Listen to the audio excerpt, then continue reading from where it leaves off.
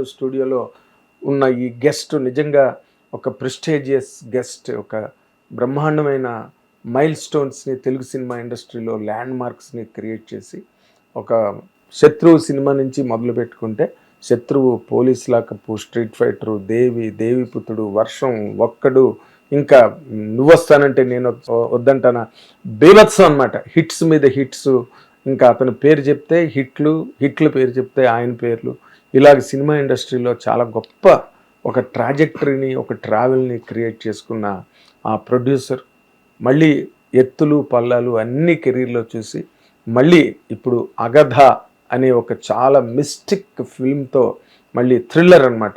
Graphics అసలు ఫెంటాస్టిక్గా, మొన్ననే teaser కూడా రిలీజ్ అయింది. ఎక్స్ట్రాడనరీ రెస్పాన్స్ వచ్చింది ఆ టీజర్కి. ఆ ప్రొడ్యూసర్ మరెవరో కాదు, ఇప్పుడు డైరెక్టర్గా కూడా అప్పుడే 3-4 సినిమాలుగా డైరెక్టర్గా కూడా మంచి పేరు తెచ్చుకున్నారు, ఒక మంచి టెక్నీషియన్గా. ఆయన పేరే ఎంఎస్ రాజు గారు. ఇప్పుడు మనతో పాటు స్టూడియోలో ఉన్నారు. మీ అందరి తరఫున ఆయన్ని సాదరంగా ఈ కార్యక్రమానికి ఆహ్వానం చేస్తున్నా. నమస్తే. మిమ్మల్ని ఏమో మాకు మెడ్రాస్ రోజుల నుంచి హనీబాబు అని పిలవడం అలవాటు ఇండస్ట్రీ అందరికీ. ఈవెన్ వెంకటేష్ మాట్లాడినా హనీబాబు ఎక్కడనే మాట్లాడేవాడు మెడ్రాస్ డేస్లో. కానీ అది కాలక్రమేణా హైదరాబాద్ వచ్చాక ఎంఎస్ రాజు అయిపోయింది. అవును. సో ఇప్పుడు నేను మిమ్మల్ని ఎంఎస్ రాజు గారు అని మాట్లాడితేనే వ్యూయర్స్కి, లేకపోతే హనీబాబు ఎంఎస్ రాజు ఇద్దరు అనుకుంటారు, డబుల్ రోల్ అని. ఇప్పుడు అంటే మీ కెరీర్ నేను చాలా దగ్గరగా చూసిన వాడిగా, శత్రువు సినిమా నుంచి మీ ప్రయాణం చాలా ఎక్సైటింగ్గా, చాలా ఎనర్జెటిక్గా, హిట్ మీద హిట్ ఎలాగిచ్చారో, తర్వాత ఓకే ప్రతి కెరీర్లో ఉన్నట్టుగానే అప్స్ అండ్ డౌన్స్ ప్రతి వాళ్ళకు ఉన్నట్టుగానే మీకు ఉన్నాయనుకోండి. బట్ ఇప్పుడు మళ్ళీ అగధ అనే ఒక మిస్టికల్ థ్రిల్లర్, బ్రహ్మాండమైన ఇంట్రెస్ట్, మొన్న టీజర్ రిలీజ్ అయింది. ఈ సినిమా గురించి ఇప్పటి వరకు మనం మాట్లాడుకుంటే మీ కెరీర్ మీద మీరే వ్యాఖ్యానించుకుంటే, నేను వ్యాఖ్యానించడం కాదు, not as a third person, మీరు పర్సనల్గా మాట్లాడాలంటే మీ కెరీర్ గురించి ఒక ప్రొడ్యూసరు, ఇప్పుడు ఒక డైరెక్టర్, ఏం మాట్లాడతారు? ఒకటే వర్డ్ అండి దీనికి, రోలర్ కోస్టర్ రైడ్. అంటే రోలర్ కోస్టర్ రైడ్ అంటే తెలుసు మీకు, పార్క్స్, థీమ్ పార్క్స్కి వెళ్తే అవును, దాంట్లో ఎక్కితే చూడండి అరుస్తూ ఉంటారు, పైకి కిందకి వెళ్తూ ఉంటుంది. సో అటువంటి లైఫ్ నాది.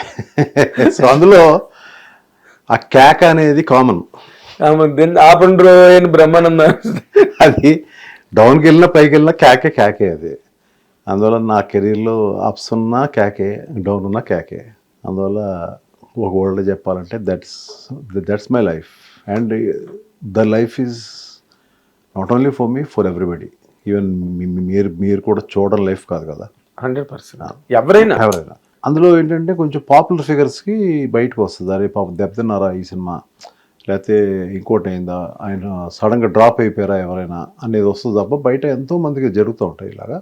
I believe in God, I believe in time, and I believe in మనం ఎంత గట్టిగా ఆలోచించి ఈ కథని దమ్ము పట్టి ఏదో ఒకటి చేయాలని అనుకున్నా కూడా ఒక్కోసారి ఆ కథ కుదరదు.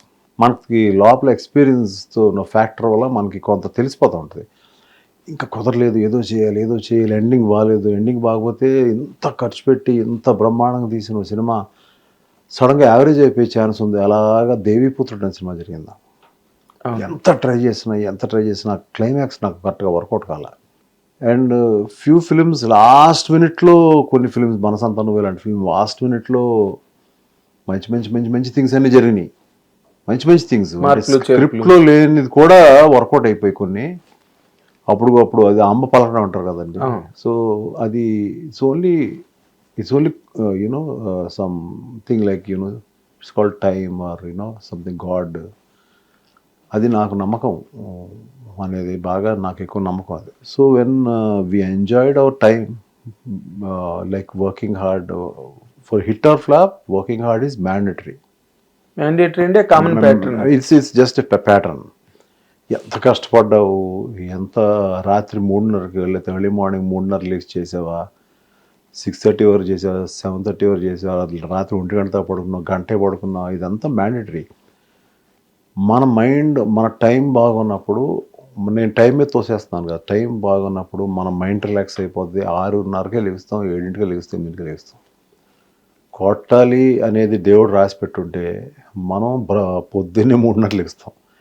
ఆ భయం, కొట్టాలి ఈ సినిమా అని భయం, అది ఎందుకు కలుగుతుంది, ఎందుకు కలగదు అనేది అది నిమిత్త మాత్రంలో మనం అంటే ఆడించే అంటే మనల్ని చూడండి, మామూలుగా ఆడిస్తారు చూడండి, ఆడించే kind of where all just like god ఆడించే ఇది తప్ప మనం ఎప్పుడు చేయాల్సిన పని మనం చేస్తూనే ఉంటాం. మనం ఒకసారి హిట్స్, పెద్ద హిట్స్ వరుసగా వస్తాయి, ఒకసారి ఫ్లాప్ అవుతాయి, ఒకసారి ఆపేస్తాం సినిమాలని.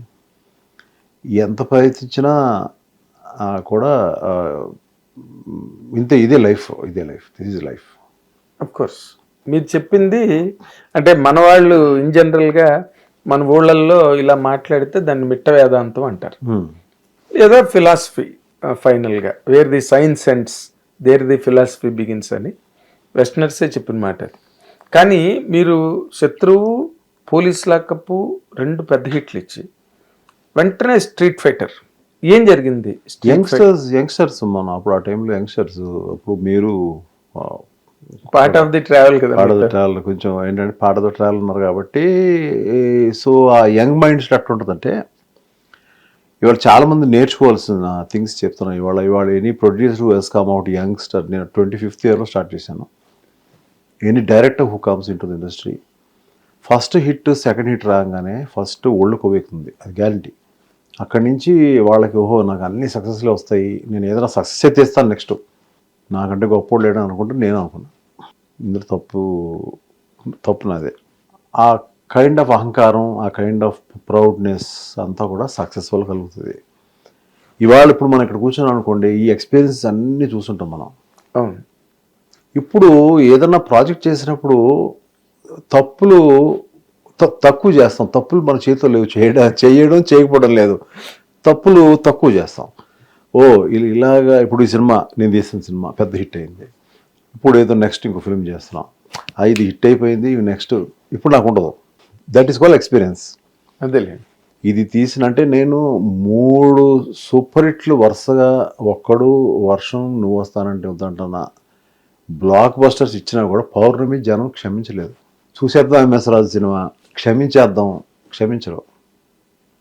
ఎక్కడో ఏదో మనం చేసిన హార్డ్ వర్క్ అదే, ఏదో లోపం ఉంటుంది. అంటే 10 సార్లు 10 మందిని అడుగుతూ ఉంటాం ప్రతి సినిమా, ఇది కరెక్టా యా ఉంటుంది.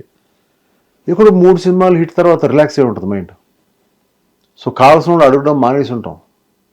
మేబీ ఇప్పుడు నాకు గుర్తొస్తుంది, ఇది కరెక్ట్ అని. ఒక్క మనిషి will change the story of the film. అంటే నాకు రాదని కదా, నేను స్టోరీ నేనే చేసుకుంటాను అన్నీ, కానీ they should be few persons around us who are Frank.